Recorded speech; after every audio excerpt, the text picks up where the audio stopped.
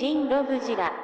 The Good Smile Company finally tossed their hats into the Godzilla franchise once more, this time with their very first Godzilla Nendoroids. While not of Godzilla, I'd be lying if I said the hype wasn't real. Nendoroids are these adorable little chibified characters that are usually absolutely caked up in terms of accessories, so let's see how they treated our boy Yoon. Here we have everything we will be getting within this nifty little box. Speaking of box, let's take a look at the box. Yeah, I'm a pretty big fan of Nendoroid boxes. It is just a magical feeling opening one of these up and just seeing all the little accessories in the tray over here. And you know, not for nothing, Good Smile did a pretty dang good job outfitting this and making it look like it's part of the Singular Point line, mostly with the red over here. The red is just so friggin' nice. I love when companies make the box feel like an accessory in and of itself, and Good Smile just excels in that. And here we have Yoon in his most basic format, no major accessories applied. Let's take a look at paint and detail. And at first, I just gotta give Good Smile all the credit in the world for the application of the eyes, the eyebrows, the lines in and around them and such. It's all really nice. And we can get a better look at that by taking off the hairpiece and looking at the face. Just look at that. I love the way the pupils look. So very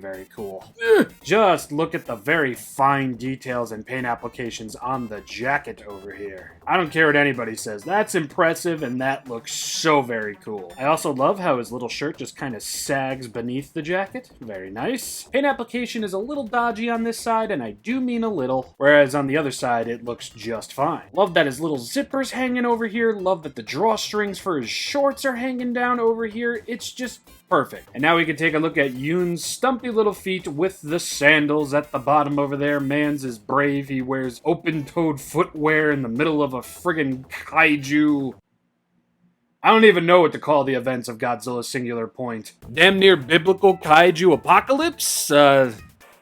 Something like that, I don't know. The fact that this man was wearing sandals that entire time, I mean, Bryce Dallas Howard running around in high heels from a T-Rex? Noted. This man going through all that in sandals? What the hell, dude? You're not even brave for doing that. You're just dumb. Pretty dumb for a genius. Just to jump back up to the face over here, really love the glasses. Very simple, looking nice. Loving how the hair was handled. Looking a little bit more blue than white towards the ends, but as we get to the top of the head and everything, it's more so white. And I do love how they handled his messy bed head of hair over here. Just really nice looking. And then the only other major paint application that we have to talk about is the fact that they have the Otaki Factory logo on the back over here. And I'm a little bummed that there's a peg hole on the back of the figure because this is just done so friggin' well. Oh, and he's got a seam for his shorts. Didn't even notice that. So yes, Yoon over here is Drippy Magoo with this attire. Looking fantastic. And yeah, not for nothing, the fingers on the hands do look pretty damn good.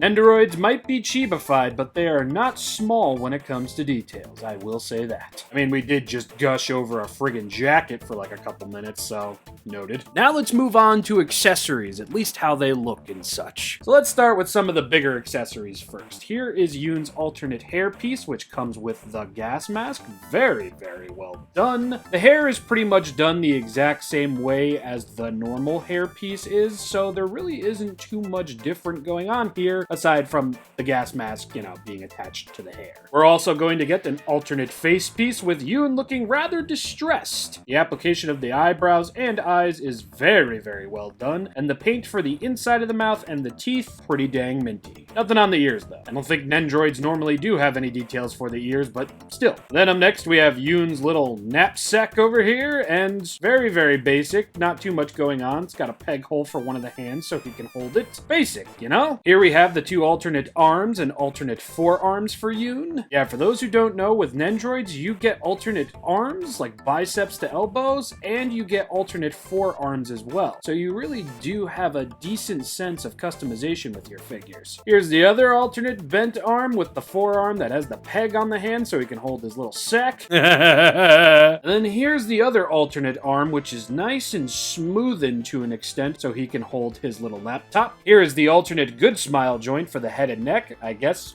just in case the one that it comes applied with breaks. And now we can get into the fun accessories. Up first, the smartphone. Very, very tiny, but some nice detail for where the camera is supposed to be. There's even some details on the side of the phone, it looks like, for maybe like a volume button, or maybe I'm just tripping. I actually might just be tripping, but the face of it over here has the Jet Jaguar symbol on it, and it's very beautifully applied. Like, ayo. Nothing but credit to you, good smile. That is perfect. And up next, we have Yoon's aforementioned little laptop over here. Pretty minimal when it comes to the details until you open it.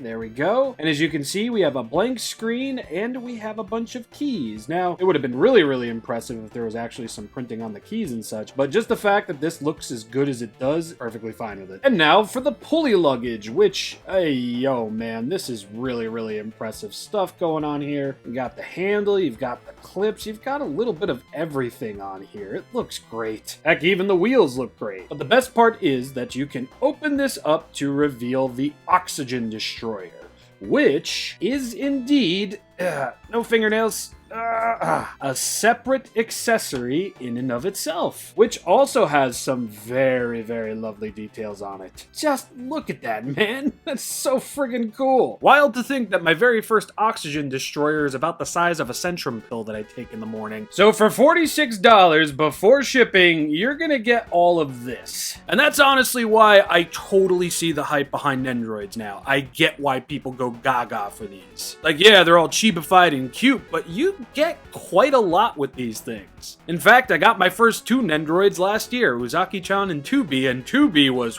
wow. And 2B is considered one of the more expensive Nendoroids because she came with a lot. If you want a review of that, let me know. But hey, man, $46 before shipping and you get all this, I'm having a hard time being upset about it. Paint and detail are going to get 2 solid stars and accessories are going to get 2 solid stars as well. Now I guess I can show you how to apply the accessories and then we'll go right into articulation. So when it comes to getting the oxygen destroyer in here, what you're gonna want to do is make sure this little square flat shaped thing is on top, and you're just going to press it into the bottom portion of this, if I can get a fucking grip on it.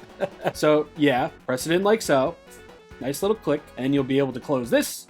Nice little click, and your oxygen destroyer is protected by carry-on baggage. And when it comes to getting Yoon's knapsack attached to his hand over here, just make sure that the peg is on the lower half of the knapsack, and make sure they come together, and then make sure that it's draped over his arm like so. It's the proper way of doing it. I don't know if I mentioned this before, but this alternate forearm over here is meant to hold the cell phone, just like so. And if you want to replace the forearm, just, do that.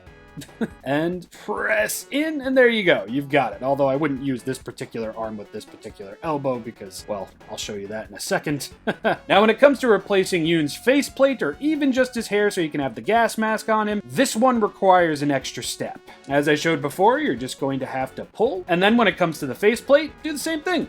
Just pull, like so. Now we're going to attach the surprised face or distressed face. And now we're going to take a look at this hairpiece over here. We have to get Yoon's glasses off because yes, they are a separate piece. You're essentially just going to look for the groove and lightly tug at it and then pull the glasses off. And then you're going to look on the inside of this hairpiece and look for the grooves at the sides over here. Now I'm not going to lie, this is a bit of a pain in the butt just because I don't want to break the glasses, and you do kind of have to bend them inwards a little bit to really get everything situated. And believe me, you'll know if you did it wrong, but it is pretty simple. I just get nervous with stuff like this because I don't want to break nothing. And then you just bring 2 and 2 together, and there you go. Yoon's got his gas mask and his glasses on, and he's looking fresh. Pull the arm off, pull the forearm off, push the forearm in over here, reapply the arm like so, and now you can see there's a little bit of space over here for Yoon's little computer. And it's actually pretty cool because there's no peg required. It kind of just sits in there as long as the arm is stationary to the jacket. I thought,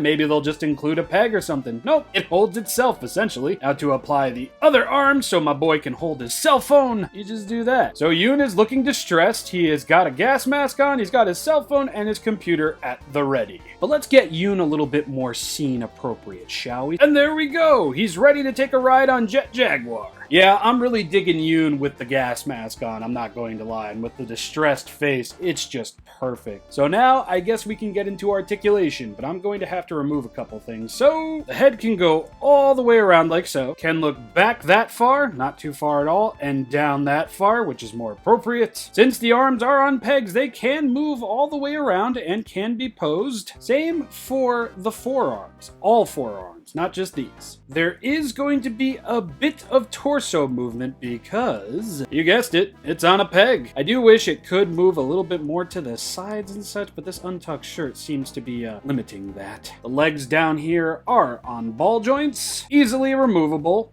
easy to put back on, can kick forward about that far and back about that far. And they can, of course, swivel, since the legs are also on pegs. And that's pretty much it when it comes to Yoon. And as I stated before, all of the alternate arms and forearms can move around as well, whether they're attached to the figure or not, obviously. His stand is articulated as well. You'll be able to swivel at the base. You'll be able to move in and out at the base. You'll be able to move in and out at the center of the base like so. In and out at the tip like so. And this little peg hole can actually come off. Not that you would really need it to, because you kind of need it to apply Yoon to it, but yeah. And the stand can be applied to any of these holes over here. And I like to keep them kind of like, you know, at the back, nice front and center. And when it comes to applying the stand, just find the peg hole on Yoon's back, get the peg ready, and lightly apply and push. And hey yo, not for nothing, Nendoroid stands, they're pretty friggin' sturdy. So you can have Yoon doing this and it'll hold him up just fine. I don't know about long term, but